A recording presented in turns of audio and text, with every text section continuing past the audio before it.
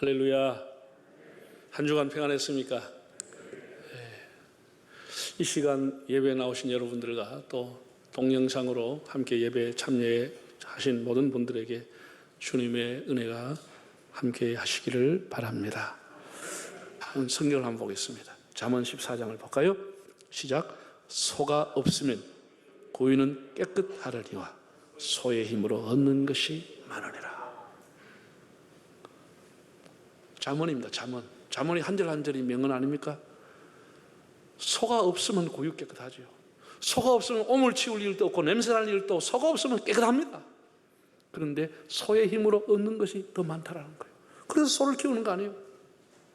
자식이 없으면 뭐 자식 상팔자지. 깨끗하지. 걱정할 일 없지. 자식 때문에 밤새울 일 없지. 그런데 자식 때문에 얻는 게 많다니까. 그래서 자식을 낳는 거 아니에요. 소의 힘으로 얻는 것이 많다. 그래서 가족이라는 게 그런 겁니다. 가족이라고 하는 것이 우리에게 힘이 돼야 되는 겁니다. 불편한 것도 있지만 가족 때문에 얻는 힘이 많아야 되는 거예요. 자, 여러분이 어렸을 때, 여러분이 청소년기 청년 때 집에 오니까 댓돌 위에 아버지 신발이 놓였다. 집에 들어가고 싶습니까? 뛰쳐나가고 싶습니까? 네? 솔직하게 말을 뭐 하시는구나. 집에 왔는데 헐레벌떡 왔는데 아버지 신발이 댓돌 위에 있으면 에이씨 집 나가볼까? 굉장히 부담스럽게 생각하는 사람도 많아요. 아버지가 두렵고 아버지가 잔소리하고 아버지가 나무래니까 힘들어하는 사람도 많아요. 오! 아버지가 오셨구나. 즐겁게 가방 벗고 뛰어가는 사람이 몇 명이나 됐을까? 그 당시에는 가부장 제도라고 하는 거예요. 그러면 우리 현대적인 생각을 해봅시다. 여러분들이 부모님들이 자녀들이 있다고 하는 것이 힘입니까? 침입니까? 부모님이 계시다고 하는 게 짐입니까? 힘입니까? 내한테는 계속 짐으로 들리네. 힘이라? 힘이요? 자, 이 보세요. 그래서 우리가 나이가 들면은 자녀들에게 끝까지 누를 끼치지 않고 힘이 되도록 살아야 되는 거예요. 자식들도 부모에게 힘이 되도록 반듯하게 살아가야 되는 거예요. 살아가야 되는 거예요. 그래서 소가 없으면 고유는 깨끗하지만 소로 인해서 얻는 것이 많은, 그 자식 때문에 위로받고 얻는 것이 많은 그런 삶을 살아야 되는 거 아니겠습니까? 가족이라는 그런 게 힘이 되는 거 아니겠습니까? 어떤 사람은 자라면서 가정이 보금자리다, 가정이 둥지다, 가정은 막 이제 안식처다 그렇게 얘기하는 사람도 있고, 가정은 막 지옥이다 이런 생각하는 사람도 있습니다. 사람마다 다 다르겠죠. 자라온 환경이. 우리는 어떤 가정을 자라왔든지 간에 우리의 자녀들에게는 참 언제나 돌아올 수 있는 넉넉한 품, 넉넉한 가정, 넉넉한 부모님의 품이 돼야 하는 겁니다. 네? 여러분, 정호성 씨가 쓴 못이라고 하는 시가 있더라고요. 제가 찾아가 쭉 읽어드리겠습니다. 벽에 박아두었던 못을 뺀다. 벽을 빠져나오면서 못이 구부러진다. 구부러진 못을 그대로 둔다. 구부러진 못을 망치로 억지로 펴서 다시 쾅쾅 벽에 못질하던 때가 있었으나 구부러진 못을 병들고 녹슨 가슴을 애써 헝겊으로 닦아 놓는다. 뇌경색으로 쓰러진 늙은 아버지, 공주 목욕탕으로 모시고 가서 때밀이용 침상 위에 눕혀놓는 구부러진 못이다. 아버지도 때밀이 청년이 벌거벗은 아버지를 펴려고 해도 더 이상 펴지지 않는다. 아버지도 한때 벽에 박혀 녹이 슬도록 모든 무게를 견뎌냈으나 벽을 빠져나오면서 그만 구부러진 못이 되고 말았다. 그런 시입니다. 온 가정의 가장으로서 책임을 지고 그런 희망과 기대를 안고 기쁨과 슬픔을 온몸으로 안은 그 무게의 총량이 얼마나 무겁겠습니까? 온몸으로 견뎌내고 세월의 뒤안길로 퇴장하는 늙고 병든 아버지가 애잔해서 그 아버지가 구부러진 못과 같다 이렇게 시인이 표현을 했습니다. 구부러진 못을 보면서 구부러진 등을 가지고 있는 아버지를 생각하는 것 참 당연하다 그런 생각이 듭니다. 대부분의 부모들은 가족을 위해서 다 무거운 짐을 지고 이렇게 살아왔습니다. 예수님의 가정생활은 어땠을까? 제가 지난 주간 생각을 해봤어요. 예수님의 가정생활, 우리로 말하면 행복했을까? 불행했을까? 짐이 가벼웠을까? 짐이 무거웠을까? 우리가 성경에 나오는 유년 시절을 보면 예수님은 유년 시절 매우 행복했을 겁니다. 아빠 엄마와 같이 그 멀리 있는 예루살렘 성전까지 갔다 오고 여행도 하고 행복했다고 봅니다. 청소년기와 청년 시절은 전혀 성경에 나와 있지 않고 우리가 추정할 수밖에 없고 30세부터 공생이 하신 일만 생략돼서 나오게 되는 겁니다. 우리가 복음서를 보게 되면은 예수님의 형제들이 혹은 어머니가 오늘 본문에도 나오고 공간보서에 다 본문이 나옵니다. 어머니나 형제 이름이 나올 때마다 아버지인 요셉의 이름은 없습니다. 그래서 대부분의 주석학자들이 아버지는 일찍, 요셉은 돌아가셨다 이렇게 보고 있습니다. 그러니까 아버지 이름은 전혀 나오지 않습니다. 어머니와 형제 이름만 계속 나오고 있습니다. 자, 그러면 우리가 2000년 전 유대 사회, 지금도 우리가 그런 전통을 갖고 있지만 2000년 전의 유대 사회에서 아버지가 돌아가시는 장남이 가장으로서 역할을 해야 되는 겁니다. 그렇지 않아요? 장남이 가장으로서 역할을 해야 되는 거예요. 그런데 예수님은 가장 역할을 했습니까? 30살 때부터 공생애 하시기 위해 출가한 겁니다.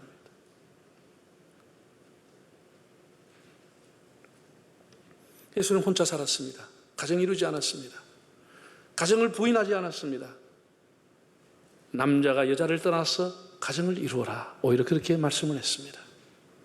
그런가 하면은 한 사람이 예수님을 따르려고 나왔을 때에 주님, 제가 아버지를 장례 지내고 따르도록 허락해 주십시오. 라고 할 때 뭐라고 했죠?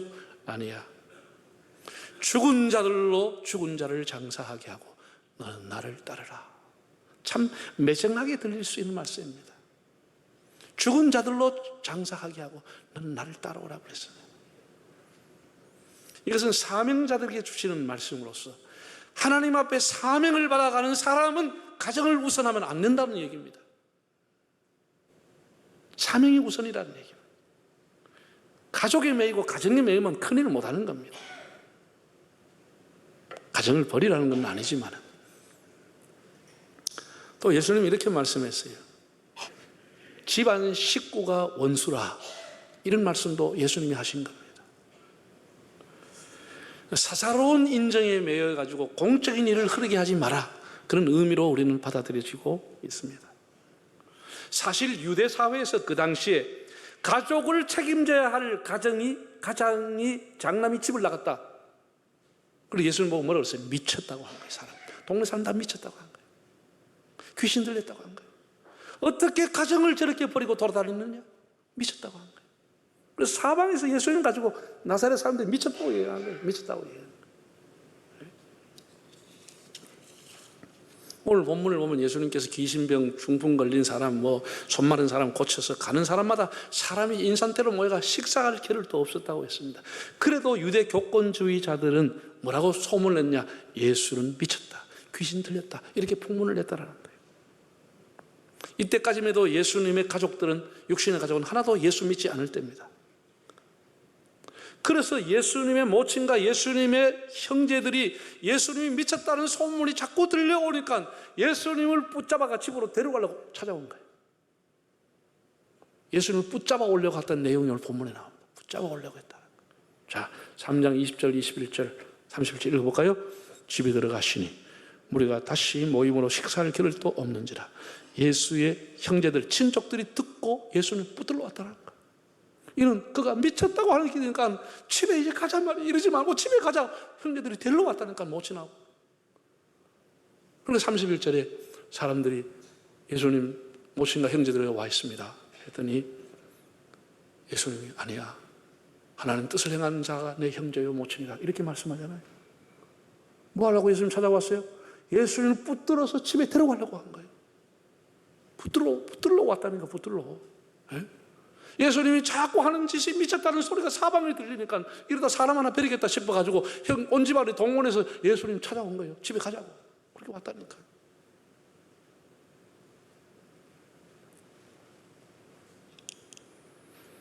예수님께서 누가 내 모친이면 내 형제냐 되물었습니다.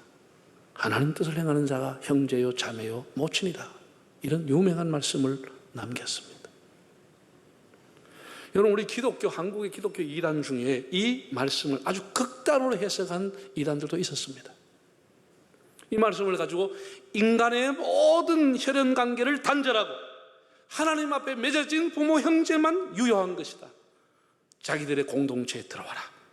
여기에 들어와야 구원을 받지, 인간의 혈연은 다 끊고 하나님의 가족이 되어야 된다라고 극단적인 해석을 한 이단도 있었습니다. 매우 잘못된 거죠.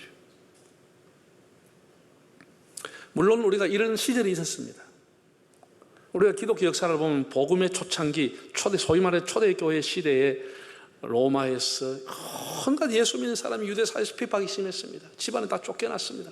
그들이 믿는 종교를 믿지 않으니까 집안에서 쫓겨나서 살기 위해 가지고 동굴로 산으로 피신해서 그들이 어쩔 수 없이 같은 공동체를 이루게 된 것입니다. 혈연을 끊어버리고 버리려고 한 것이 아니고 어쩔 수 없이 집안과 사회에서 쫓겨나와서 그 가족 신앙의 공동체를 이루게 되었던 시절이 또 있었습니다. 그리고 그들이 수십 년 지나가면서 형동생을 하며 형제처럼 지내게 된 것이죠. 그런 사회적인 핍박의 환경이라고 하는 것이 있었습니다. 자, 오늘 본문을 한번 두 가지를 내가 얘기하겠는데, 3장 31절과 32절, 4장 11절 보겠습니다.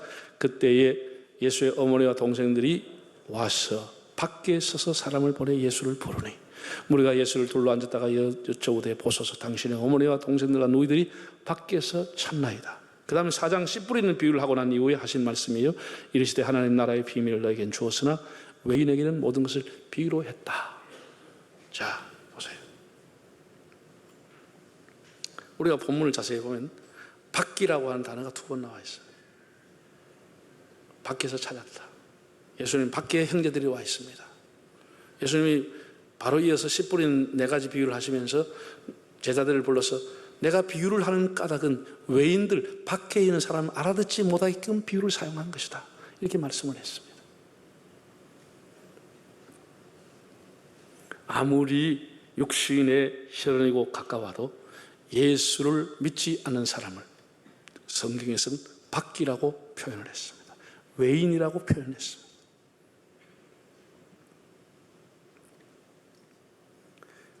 그런 의미에서 밖의 사람과 안의 사람이 구분이 되는 겁니다.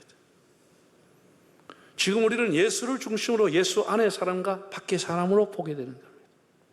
그렇다고 극단적으로 혈연을 무시하고 단절하는 것은 아니지만 그리스도 안에 있는 사람들을 형제 자매로 불러도 무방하다, 이런 말씀입니다.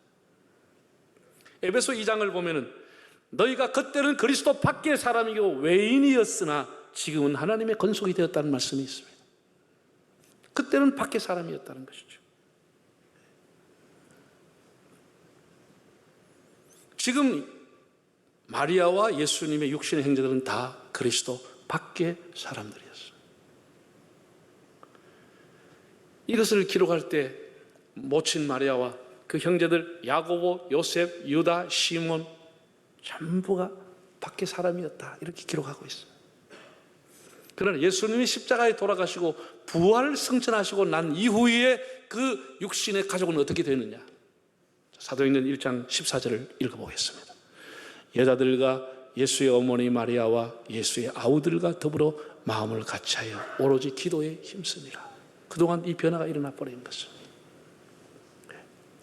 예수님의 죽음과 부활과 승천을 통해 가지고 예수님의 육신의 가정이 놀라운 변화가 일어났는데, 초대교회 시작하는 다락방에 예수의 어머니와 아우들이 모여서 함께 기도하는 자리에 있었다라고 명백하게 기록을 해놓았습니다. 그들은 이제 아내 사람이 됐다라는 것이죠. 아내 사람이 됐다라는 거예요. 여러분, 초대교회의 지도자가 야고보라고 하는 예수님의 동생과 그리고 마리아입니다. 초대교회 지도자였어요. 가장 존중받았어요. 예수님의 또 아우였던 유다라고 하는 사람 유다서를 기록을 해서 주의 종으로서 살았습니다. 그들은 얼마 전까지는 밖의 사람이었는데 이제는 안의 사람이 됐다라는 겁니다. 이것이 성경의 진실성이라고 하는 거예요. 이게 마가복음의 객관성이요 진실성을 증명해주고 있는 내용입니다. 이 마가가 기록할 때 초대교회 지도자는 야고보라고 하는 사람이었어요. 주의 동생 야고보였습니다. 그 어머니가 중심의 초대교회에 있었습니다. 그럼에도 마가는 기록하기를 그전에는 밖에 사람이었다고 기록했어요. 네. 여러분 잘 들으세요. 밖에 사람과 안에 사람은 고정된 게 아닙니다. 그 당시에 안에 있었던 가룟 유다는 결국은 밖에 사람으로 전락하고 말았고, 그때 밖에 있었던 마리아와 형제들은 안으로 들어와 주님을 위해 살아가는 사람들이 됐습니다.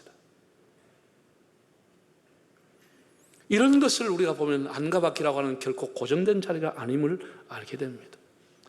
길가밭이요 돌발밭이었던 사울이라고 하는 청년이 다메섹에서 예수를 만난 이후에는 안으로 들어와 옥토보다 더 귀한 100배 1000배 열매를 맺는 사람이 됐습니다. 그리스도 안에 있던 사람이 때로는 밖에 서성거릴 수가 있고, 밖에서 서성이던 사람이 안으로 들어올 수도 있습니다. 우리 소위 가난한 형제들이 모두가 이제 그리스도 안으로, 교회 안으로 들어올 수 있기를 바랍니다. 밖에는 여러분이 있을 자리가 아닙니다. 이렇게 안과 밖을 우리가 공간으로 한번 생각해 봤습니다. 또 한 가지는 가족이라고 하는 걸 생각하면서 제가 이제 거리라고 하는 걸 생각해 봤습니다. 거리. 우리가 이제 명절 되면 차를 다 있으니까 고향으로 가고 뭐 밖으로 나가잖아요. 차를 타면 앞뒤에 거리를 안전거리라고 부릅니다. 이 안전거리를 지켜야 은혜로운 거리가 되고 무사고 거리가 되는 겁니다. 이게 지켜지지 않으면 사고가 나고도 충돌이 나게 되겠죠. 여러분, 가족 간의 거리를 지켜야 됩니다. 자, 부부 간의 거리가 얼마지요? 부부 간에 몇 촌이요? 네? 0촌이라, 제로 0촌이라고 말하는 0촌. 부부는 0촌입니다. 거리가 없습니다. 성경도 예수님께서 남자가 부모를 떠나 그 아내와 합하여 둘이 하나가 되라 그랬습니다. 우리가 내려오는 것도 뭐라 그래요? 부부 일심 동체라 그랬어요. 부부 간의 거리가 산만리 떨어져 가지고 네 통장 따로 내 통장 따로, 네 비밀번호 내 비밀번호, 네 비밀 내 비밀 이러면 이 가정이 행복하지 않습니다. 부부 간에는 다 서로가 알아야 되는 겁니다. 그건 촌수가 없는 거예요. 촌수가 없는 거예요. 물론 삼강오륜에 보면 부부 유별이라고 한 게 있습니다. 그런데 굉장히 해석을 잘못해가 내려오는데 부부는 안방 사랑방 따로 써야 된다. 천만의 말씀입니다. 이거 부부 유별이라고 하는 것은 부부가 서로의 역할과 기능이 다르다고 하는 것이지, 부부가 떨어져 살아라 그런 얘기는 아닌 겁니다. 그런 거 아니에요. 부부 간에는 몇 촌? 0촌입니다. 그럼 부모와 자식 간에는 몇 촌? 부모와 딸 관계를 1촌이라고 해요. 우리나라 민법에는 8촌까지 나와 있습니다. 다 가족으로 다 인정해 줍니다. 자, 1촌이라고 합니다. 그런데 이게 1촌이라고 하는 게, 촌이라고 하는 것을 한자로 쓰면 마디촌자요. 마디예요. 마디. 손마디입니다. 부부가 붙어 있어야 괜찮아. 부모와 자식이 붙어 있으면 안 되고 1촌 거리를 떼어야 안전한 거예요. 이것이 평생 부모님을 존경하고 사랑하는 길로 가는 길이에요. 자식을 내 품 안에 넣어가지고 복사품을 만들려다가 다 깨져버리는 거예요. 다 깨져버리는 거죠. 왜 부부가 아닌데 자식을 자기 복사품을 만들어요? 이것이 굉장히 잘못된 교육이에요. 잘못된 생각이에요. 네? 부모와 자식은 몇 촌이라고? 1촌의 거리가 떨어져야 되는 거예요. 이것이 그 사람들이 행복하게 살아갈 수 있는 길이에요. 행복할 삶. 자, 그러면 물어보겠습니다. 사위하고 며느리하고 몇 촌이요? 부모 입장에서 내 사위하고 며느리 몇 촌이에요? 이게 우리나라 방역당국에서 이번에 굉장히 큰 혼란을 줘버린 거예요. 부모와 직계 가족은 5명 모일 수 있다. 뭐 이렇게 했잖아요, 지난번. 그래서 사람들이 사이트에 올렸어요. 사위는 가족입니까? 아닙니까? 며느리는 가족입니까? 아닙니까? 그러니까 한때는 또 아니다 그랬다가 나중에 또 됐다 그랬다가 얘가 헷갈려버린 거예요. 여러분 잘 들으세요. 나는 그 사람들 이해는 갑니다. 결혼해서 온 며느리, 결혼해서 온 사위, 아이고 내 딸이고 내 아들이고 이제 우리 식구다. 나는 충분히 이해는 갑니다만 그렇게 하면 큰 탈이 납니다.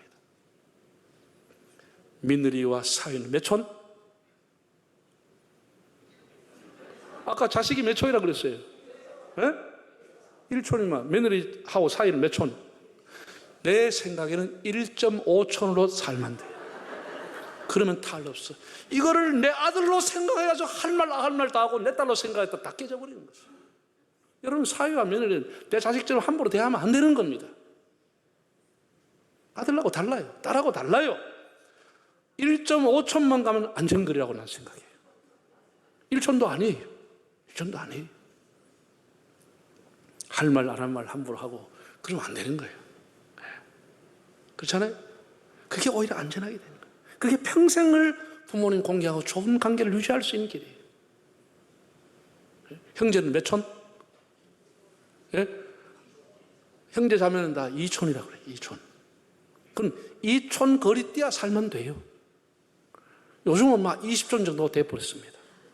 안 만나니까 이게 2촌 되는데, 형이 아무리 맡은기고 아무리 장남이라고 그래도 동생들, 형제들을 아버지처럼 1촌으로 대할 때는 집안에 문제가 생겨버린 거예요. 돌아서서 네가 뭔데? 네가 뭔데? 이렇게 대보고 마는 거예요. 그러니까 형제들은 반드시 몇 촌으로 대해줘야 돼? 2촌으로 대하는 것이 평생 우위 있게 살아갈 수 있는 게. 우위 있게 살아가는 거예요. 아무리 내가 힘이 있고 아무리 장남이라도 동생들 함부로 아버지, 엄마처럼 대하면 가정이 깨지는 거예요. 안 됩니다. 2촌으로 대하면 돼. 그 아버지 형제를 몇 촌이라 그래요? 3초이라 그러지. 그 다음부터는 뭐 그렇게 3촌까지 거리 벌려가 살아만 돼. 3촌을 형제처럼 지낸다든지 뭐 5촌을 아버지처럼 했다. 이것도 또 뭐 부모님 안 계시면 가능하지만 특별한 경우 외에는 그렇게 하면 안 돼요. 그럼 문제는 할아버지 할머니는 내하고 몇 촌일까? 증조 할아버지는 몇 촌일까?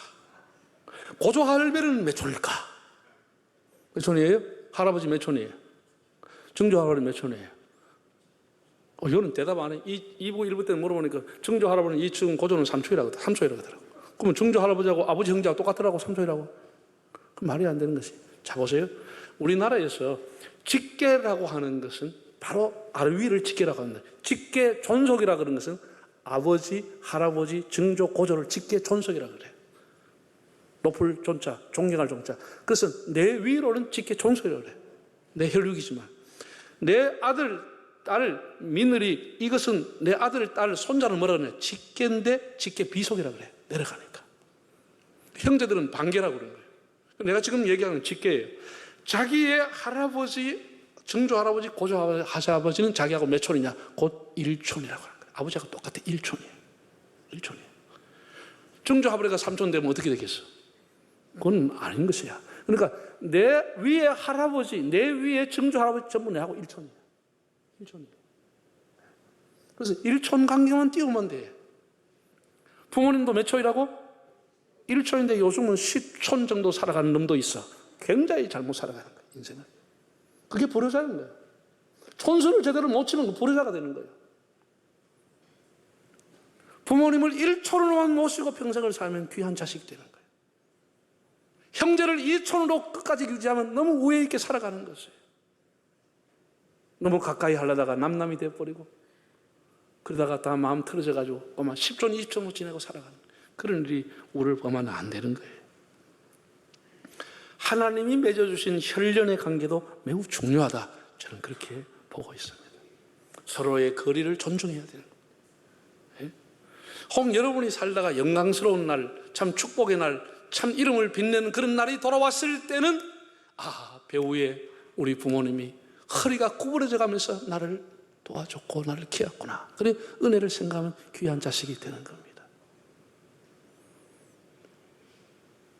어느 날 갑자기 걸려온 전화 한 통을 받고 눈물 흘리고 통곡하고 후회해도 아무 소용없습니다. 여러분이 살아계실 때 한 번 더 전화하고 기회 있으면 한 번 더 방문해서 손을 만져보고 얼굴을 보며 그러면서 살아있음을 확인하는 게 이게 사랑이라고 하는 겁니다. 그게 1촌, 2촌과의 관계인 겁니다. 우리가 이 세상 살아가면서 많은 맺은 인연 중에서 혈연이라는 인연을 끊을 수는 없는 겁니다. 소중한 것이죠. 그래서 그 촌수도 소중한 겁니다. 우리가 혈연과 촌수로 이어지는 혈연관계 소중한 겁니다. 안전거리를 유지해서 평생을 1천월로 2천월로 3천월로 4천월로 지내면 그것이 행복인 겁니다. 여러분, 우리 예수 그리스도 맺어진 신앙의 공동체, 하나님의 가족 소중한 겁니다. 우리가 이제 남은 생에 그리스도 밖에 있는 사람을 그리스도 안으로 인도하고 그리스도 안에 있는 사람들에게 서로 형제애를 나누면서 하나님과 동행하는 복된 삶을 사시기를 바랍니다.